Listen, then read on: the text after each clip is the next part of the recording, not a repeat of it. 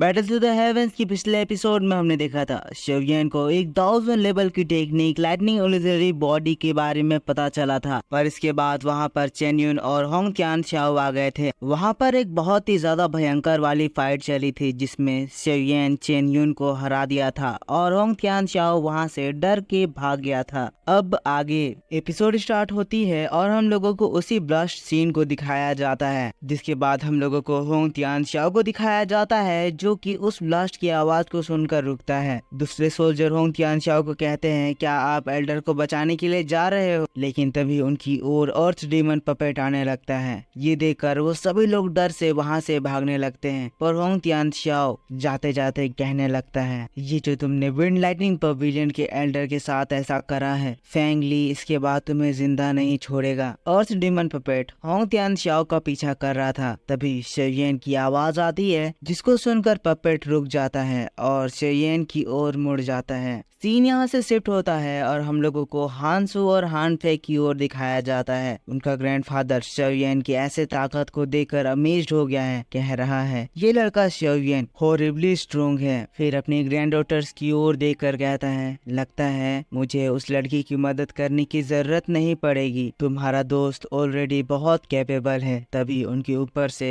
Hong तियानशाओ और soldiers तेजी से उड़ते हुए भागने लगते हैं। ग्रैंडफादर कह रहे हैं होंग तियानशाओ इस जगह जिंदा बच गया, इसका मतलब ये है कि वो जरूर ही इस बारे में विंड लाइटनिंग पवेलियन को रिपोर्ट करेगा। और जब उन्हें ये बात पता चलेगी उस बार वो लोग बहुत ही ज्यादा स्ट्रॉन्ग पर्संस शिवयन को मारने के लिए भेजेंगे। हानसो अपने ग्रैंडफादर की बात को सुनकर उदास हो जाती है, लेकिन उसके बाद वो ग्रैंडपा से कहती है ग्रैंडपा प्लीज शिवयन की हेल्प करिए ना, उसने मेरी और हमारे क्लैन की बहुत ज्यादा मदद करी है। उसके ग्रैंडपा कहते हैं हानसू तुम चिंता मत करो, शिवयन ने हमारे लिए जो किया है वो मुझे अच्छे से पता है। होंग फैमिली ने सच में हमारे हान फैमिली को बहुत ही ज्यादा बुली करा था। शिवयन ने जो हमारी मदद करी है उसका हिसाब मैं उसे जरूर चुकाऊंगा और जब भी जरूरत होगी मैं शिवयन की जरूर हेल्प करूंगा। अपने ग्रैंडपा की बात को सुनकर दोनों सिस्टर्स बहुत ही खुश हो जाती हैं और अपनी ग्रैंड डॉटर्स की खुशी को देखकर ये ग्रैंडपा कहने लगते हैं मेरे दोनों ग्रैंड सिस्टर बहुत ही ज्यादा खुश हैं, पर मुझे ये बात पता है कि ये लड़का बहुत ज्यादा ताकतवर है और इसे मेरी हेल्प की जरूरत नहीं पड़ेगी। जिसके बाद दोस्तों ये सीन शिफ्ट होकर हमें शिवयन की ओर दिखाया जाता है। शिवयन ब्लास्ट साइट में है जहाँ अभी भी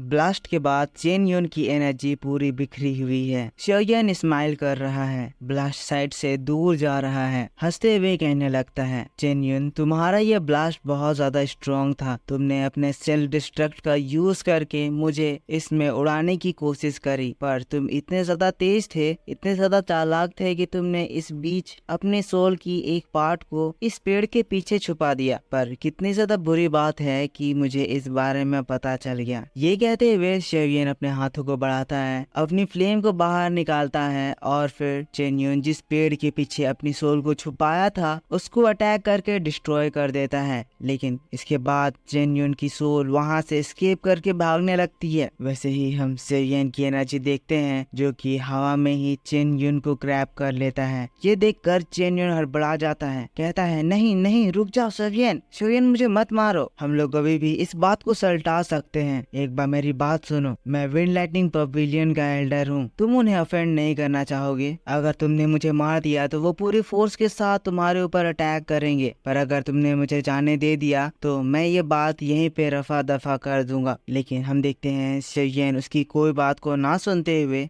चेन युन के सोल को अपने हाथों में ग्रैब कर लेता है। ये चीज देखकर चेन युन चिल्लाने लगता है, समझ गया है कि उसकी मौत उसके सामने है। चिल्लाते हुए कहता है लिटिल बास्टर्ड अगर तुम मुझे मारोगे तो यहाँ से बचकर नहीं भाग पाओगे। विंड लाइटनिंग पवेलियन तुम्हें सेंट्रल प्लेन से जाने नहीं देगा, प्लीज मेरी बात सुनो, मुझे मत मारो। लेकिन यहाँ शिवयन अपने हाथों को दबाता है और फिर उसकी वो सोल भी ब्लास्ट होकर डिस्ट्रॉय हो जाती है। अब ऐसा होते ही हम ग्रैंडपा हानसू और हानफे को देखते हैं, जो कि तुरंत ही शेयन के पास आ जाते हैं। ग्रैंडपा शेयन की इस एक्शन को भी देखकर खुश हो जाते हैं। कहते हैं इस लड़के ने बिल्कुल ही सही करा। अगर शेयन ने इसको नहीं मारा होता तो ये जरूर ही अपने दोस्तों के पास पहुंचकर इसके ऊपर और भी ज्यादा फोर्स के साथ हमला करता। अपने दुश्मन को दूसरा मौका नहीं देना चाहिए, पर फिर भी इसने जिस बेदर्दी से लोगों को मारा है, ऐसा लग रहा है जैसे इसका दिल ह्यूमन का नहीं है। लेकिन तभी पीछे से हांसू शेयन को आवाज लगाती है, शेयन शेयन तुम ठीक तो हो। शेयन हांसू को देखकर खुश हो जाता है। उनसे कहता है तुम लोग यहाँ पर क्या कर रही हो। शेयन को देखकर वो लोग खुश होकर शेयन की ओर जाने लगते हैं, लेकिन उनके ग्रैंडपा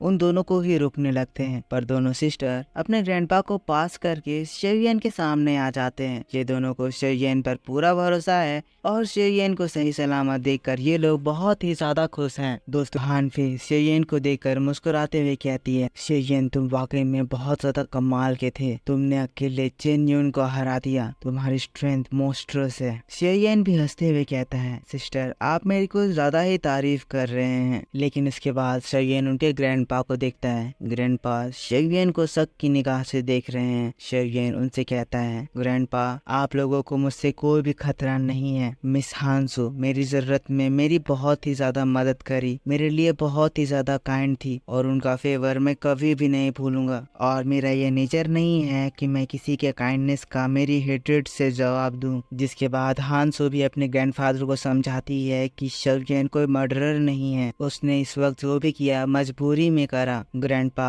हांसू की बात को एक्सेप्ट करते हैं। जिसके बाद शेयन ग्रैंडपा को ग्रीट करता है। बदले में ग्रैंडपा भी शेयन को ग्रीट करते हैं। जिसके बाद कहते हैं, जैसा कि तुम बिल्कुल ही सही सलामत हो, मुझे लगता है अब हमारे जाने का समय आ गया है। इसीलिए मैं इन दोनों को मेरे साथ ले जाना चाहूंगा। पर मुझे उम्मीद है कि अगर अपॉर्चुनिटी मिली तो हम लोग फ्यूचर में जरूर मिलेंगे। अगर तुम्हें भी हमसे कोई भी काम होगा तो हमारे पास जरूर आना। शेयन भी उनके इस इनविटेशन को एक्सेप्ट करता है। हाथ जोड़कर कहता है, मिस्टर हान अगर मौका मिलेगा तो मैं आपके पास जरूर आऊंगा। जिसके बाद वो तीनों वहाँ से जाने लगते हैं। लेकिन हांसू अभी भी शेयन के लिए परेशान है। शेयन से कहती है, शेयन मैं तुमसे ये कहना चाहती हूँ कि अब तुम्हारे लिए सेंट्रल प्लेन का ये नॉर्दर्न रीजन सेफ नहीं रहा। विंड लाइटनिंग पवेलियन बहुत ही ज्यादा खतरनाक है और वो तुम्हारे ऊपर और भी फोर्स से हमला करने की कोशिश करेगा। शेयन प्लीज तुम यहाँ से सही सलामत जल्द से जल्द निकल जाओ। शेयन हांसू के केयरिंग नेचर के लिए उसको थैंक यू कहता है और हांसू परेशान होते होते वहाँ से जाने लगती है। उससे ग्रैंडफादर भी हांसू के इन एक्शंस को देखकर समझ जाते हैं कि हांसू के दिल में शेयन के लिए फीलिंग्स हैं और फिर वो लोग वहाँ से चले जाते हैं। और उनके जाने के बाद ही मास्टर सुनसी शेयन के ऊपर हंसते हुए कहते हैं, लड़के सच में तुम्हारा लक लड़कियों को लेकर बहुत ही स्ट्रॉन्ग है, पर ये मानना पड़ेगा कि तुम्हारी बॉडी भी बहुत ही ज्यादा स्ट्रॉन्ग है। वरना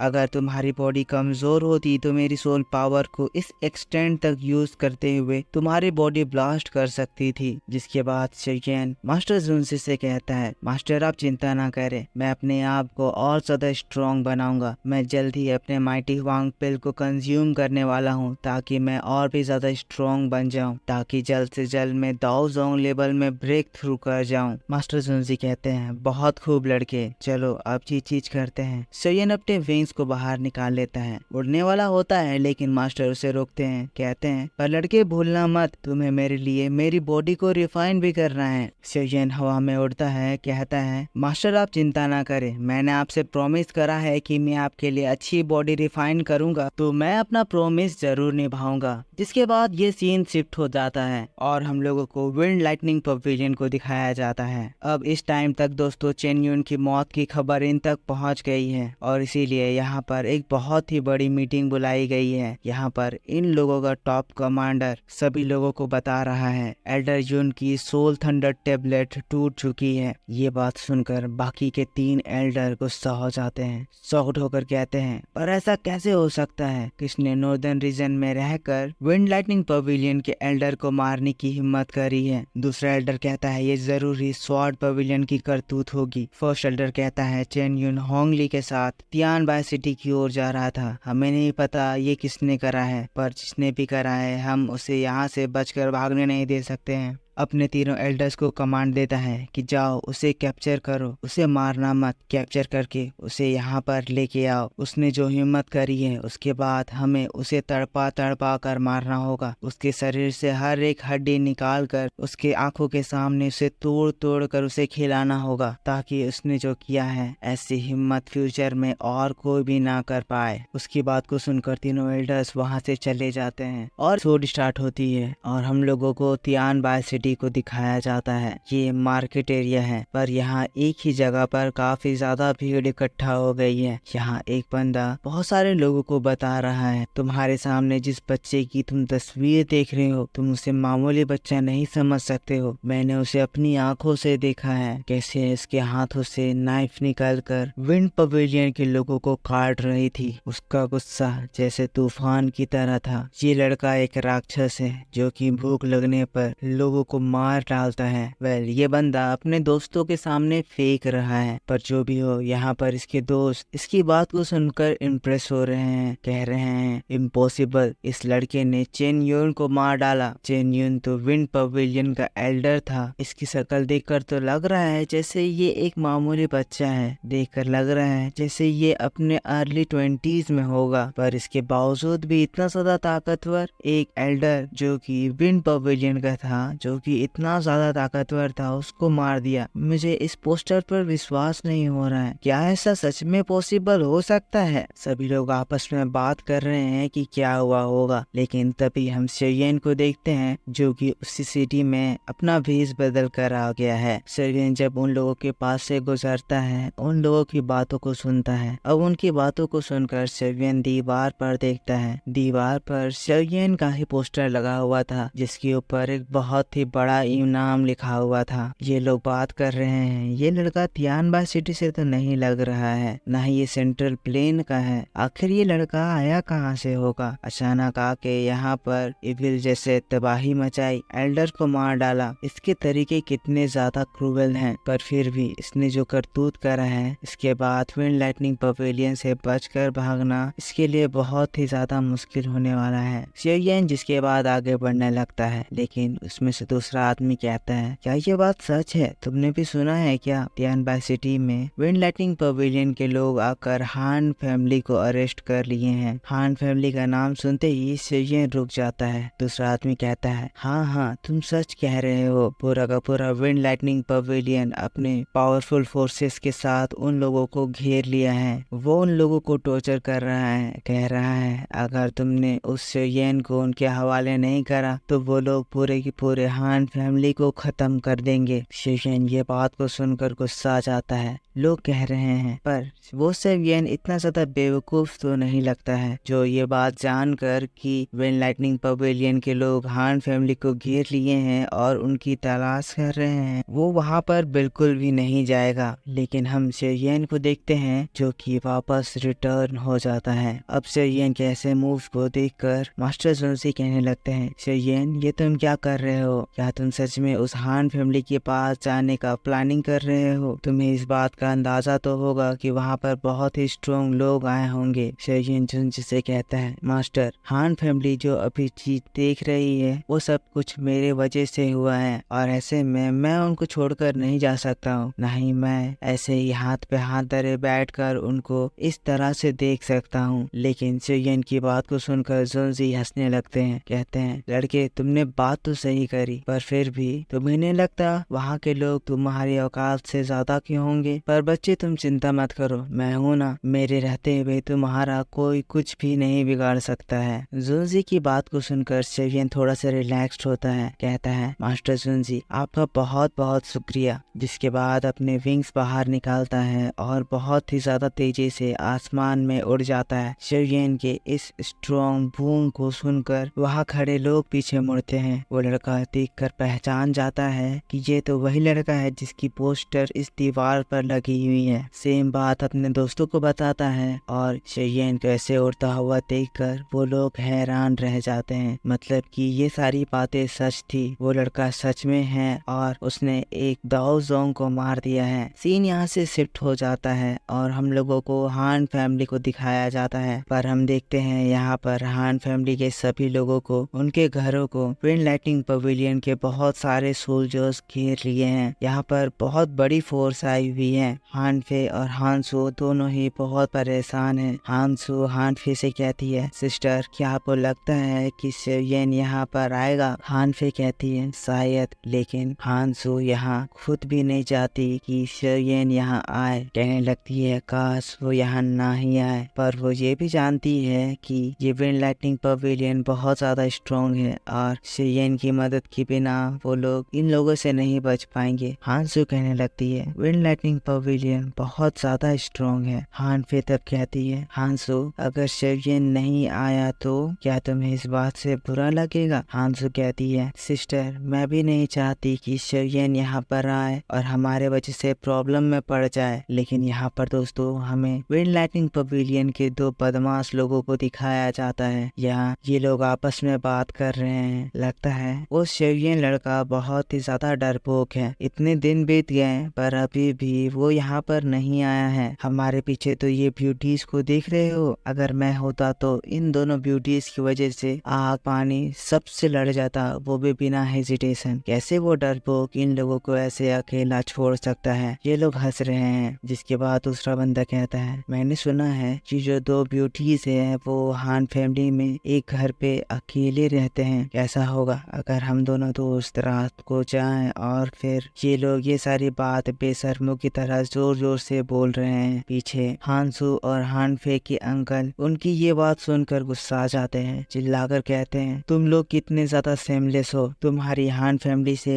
इस तरह से बात करने की हिम्मत कैसे हुई? लेकिन तब इसकी बात को सुनकर वो पर्सन कहने लगता है, ओल्ड मैन तुम्हें लगता है कि तुम्हारे ये हान फैमिली हमारे सामने कोई रेप्यूटेशन रखता है? हमारे विंड लाइटिंग पवेलियन के सामने तुम्हारा ये हान फैमिली धूल के बराबर है। तुम्हें तो ये बात पता ही होगी, तुम्हारे हान फैमिली के ancestor already wind lightning pavilion के सामने हार मान चुके हैं। तुम लोग कितने ज्यादा कावर्ड्स हो। जब तुम्हारे एंसेस्टर में दम नहीं है तो तुम लोग यहाँ पर हमारे सामने रेबल करने की हिम्मत कर रहे हो। तुम्हें अपनी जान प्यारी नहीं है। पर वैसे ही दोस्तों हान जी गुस्से में उन दोनों के ऊपर हमला करता है। पर तभी हम देखते हैं आसमान से एक बहुत ही तेज बिजली आती है जो कि हान जी को स्ट्राइक करती है और जमीन पर गिरा देती है। एक ही अटैक से हान जी बहुत ही इंजर्ड हो जाता है। ये अटैक विंड लाइटनिंग पवेलियन के वो 3 एल्डर्स ने करा था जो ऊपर में बैठे कल्टीवेशन कर रहे हैं, एक ट्रैप बना रहे हैं और शिवयेन का यहाँ आने का इंतजार कर रहे हैं। अब ये चीज देखकर हान फैमिली का लीडर हानता कहने लगता है, ये कैसी बात है? क्या तुम्हारे एक्शंस विंड लाइटनिंग पवेलियन की डिग्निटी को दर्शा रहे हैं? क्या विंड लाइटनिंग पवेलियन इतना ज्यादा गिर गया है कि वो दूसरे क्लैन की रिस्पेक्ट भी नहीं कर सकता है? तभी उनमें से एक एल्डर जवाब देता है, हानता तुम्हारी हान फैमिली हमारे विंड लाइटनिंग पवेलियन के ऊपर कुछ भी कमेंट करने के लिए क्वालिफाइड नहीं है। पर इसकी बात को सुनकर हानसो उनके ऊपर चिल्लाने लगती है, लेकिन तभी एक एल्डर बोलता है और फिर उनके ऊपर बहुत ही स्ट्रॉन्ग ग्रेविटेशनल फील्ड गिरती है। ये ग्रेविटेशनल फील्ड हान फैमिली के सभी लोगों को जमीन में गिराने लगती है, घुटनों में झुका देती है। इस चीज से हान जी की हालत और भी ज्यादा खराब हो जाती है। ये लोग समझ आते हैं कि इनके स्ट्रेंथ के सामने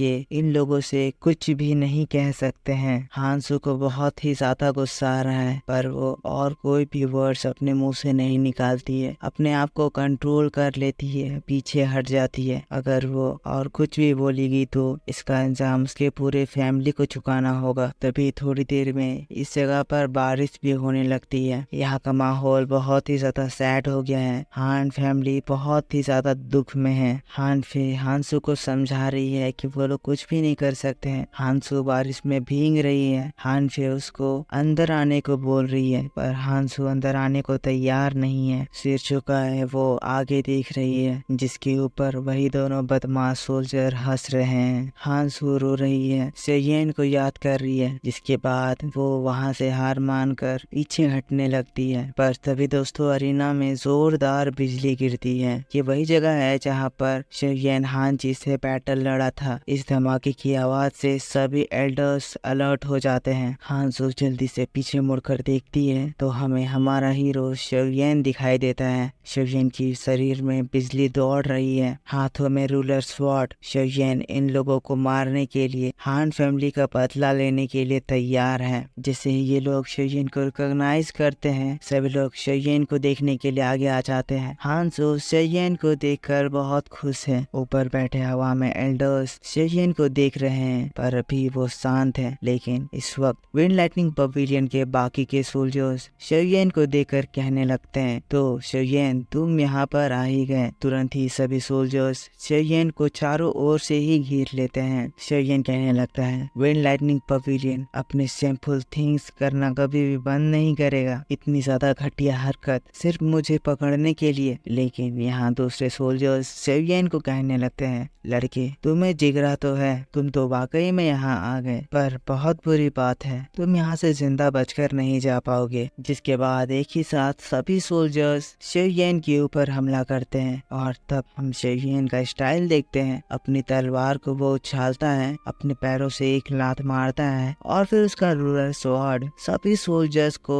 एक एक करके काटते हुए फिर उनको डिस्ट्रॉय कर देता है। बाकी के सोल्जर्स जो बच गए हैं जब शेयन के ऊपर अटैक करते हैं, शेयन अपने रूलर स्वॉर्ड को जमीन पर पटकता है और फिर बहुत ही खतरनाक धमाका फ्लेम्स उन सभी सोल्जर्स को एक बार में ही मार देती है। विंड पवेलियन के जितने भी सोल्जर्स यहाँ पे आए थे सभी मारे जाते हैं और बस चारों ओर लाश ही लाश बिछ जाती है और इसी शेयन गुस्से में है। बाकी के ऊपर बचे 3 एल्डर से कहने लगता है, इन कमजोर लोगों को मेरे पास लड़ने के लिए भेजकर मेरा टाइम वेस्ट मत करो। शेयन हवा में फ्लोट करते हुए उनके बीच आ जाता है, कहता है 3 एल्डर्स तुम लोग मुझे यहाँ अरेस्ट करने के लिए आए हो, पर मुझे लगता है कि तुम लोग ये काम मेरी मर्जी के बिना नहीं कर पाओगे। लेकिन तब शेयन की बात को सुनकर तीनों ही एल्डर खड़े हो जाते हैं। वैसे ही दोस्तों यहाँ का पूरा माहौल ही बदल जाता है। पानी के जो ड्रॉपलेट्स यहाँ गिर रहे थे एकदम से सभी चीजें बहुत ही स्लो हो जाती हैं और एक स्ट्रॉन्ग एनर्जी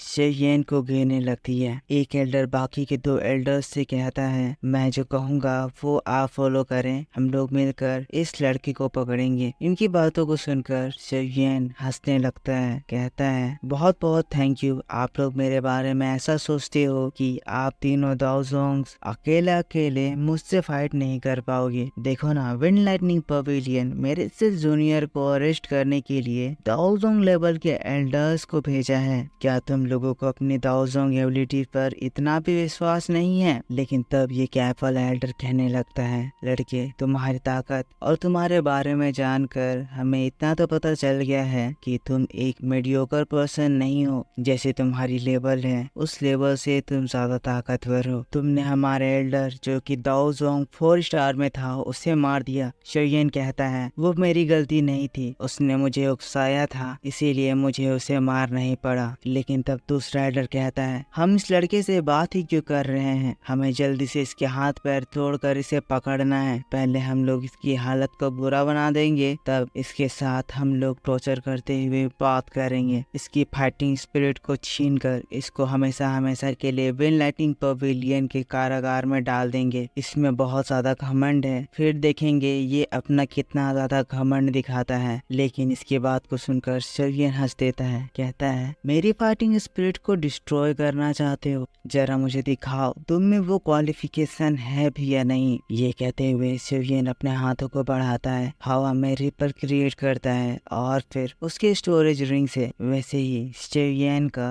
अर्थ डीमन पपेट बाहर निकल आता है। अर्थ डीमन पपेट को देखकर एल्डर्स हैरान हो जाते हैं। तीसरा एल्डर कहता है, सच में एक 5 स्टार दाओजोंग लेवल का अर्थ डीमन पपेट वाकई में बहुत ही ज्यादा रेयर है। तुम्हारे पास ये चीज है, अब मुझे समझ में आ रहा है कि तुम अपनी फाइट्स कैसे कर रहे थे, पर तुम्हें लगता है तुम्हारा ये 5 स्टार दाओजोंग लेवल का अर्थ डीमन पपेट हम लोगों को रोकने के लिए काफी है। लेकिन तब हम लोग शेयन की बॉडी से खतरनाक रिपल बाहर निकलता हुआ देखते हैं। ये वेव जिसको देखकर सभी लोग हैरान, और फिर हमें शेयन की आंखों को दिखाया जाता है जिससे हमें पता चलता है कि शेयन मास्टर जुनजी की पावर्स को फिर से यूज करने लगा है। अचानक से शेयन की पावर बहुत ज्यादा बढ़ जाती है। सभी लोग ये देखकर हैरान हो जाते हैं। कैपल एल्डर कहने लगता है, इस लड़की की सोल पावर इतनी ज्यादा प्योर, आखिर ये कैसे हो सकता है। लेकिन तभी वहाँ पे होंग तियानचाओ भी आ जाता है। आकर वो शेयन की ओर चिल्लाते हुए कहता है, शेयन तुमने मेरी होंग फैमिली को नीचा दिखाया है, तुम्हें इसका हिसाब चुकाना होगा और ये हिसाब मैं तुम्हारी लाइफ से लूंगा। जिसके बाद एक एल्डर होंग तियानशाओ से कहता है, होंग तियानशाओ, मैं इस पपेट को तुम्हारे ऊपर छोड़ रहा हूँ। हम तीनों इस शोयेन के ऊपर हमला करेंगे और फिर उसे मार देंगे। तब तक तुम्हें इस डीमन पपेट को रोकना है। होंग तियानशाओ कहता है, एल्डर्स आप चिंता ना करें, जब तक ये बैटल खत्म नहीं हो जाता है तब तक ये पपेट आपको